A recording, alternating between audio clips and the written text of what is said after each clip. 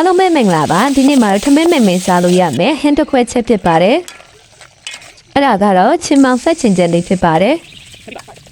ဦးရဲကိုစီထည့်ပြီးတော့စားရဲ့ဟင်းညမုတ်ရဲ့ကြက်သားမုတ်ရဲ့ငပိရဲ့ချက်တုံကျူရဲ့စနဲမုတ်ရဲ့ခရမ်းညင်လေးရဲ့ချင်းမောင်ရွက်ရဲ့ကိုအားလုံးလုံးပြီးတော့မွေးလိုက်ပါမယ်ချင်းမောင်ရွက်ဒီကြည်တဲ့အထိခောက်ပြီးလိုက်ပါမယ်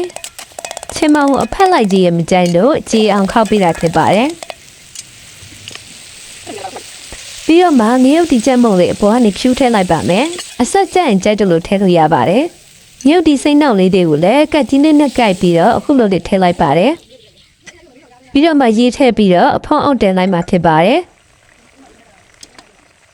ပပဆူလာပြီဆိုရင်တော့အရသာအပေါ့ငံလေးမြင်းပါကိုကရေကျဲကျဲလေးကြိုင်ရေအနှဲငယ်ထပ်ထည့်နိုင်ပါတယ်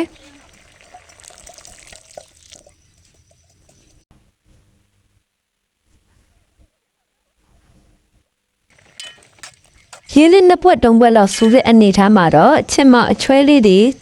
မကြမ်းတော့ဘူးဆိုရင်တော့ရရှိပါပြီဒါဆိုရင်တော့ချစ်မောင်ဆက်ချင်ချက်လေးရရှိပြီဖြစ်ပါတယ်အားလုံးပဲဗီဒီယိုလေးအဆုံးထိကြည့်ပြီးတဲ့အတွက်ကျေးဇူးတင်ပါတယ်